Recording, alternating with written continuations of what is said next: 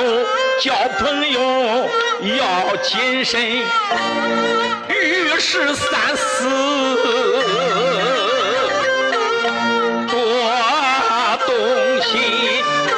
要叫你叫真君子，莫叫那贪图富贵奸累的人，朋友千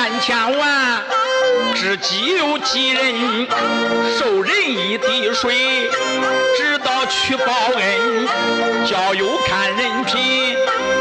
看他们兄弟姐妹亲不亲，四邻八乡对他啥评论，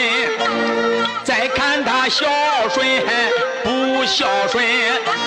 如若说对他爹娘不管不问，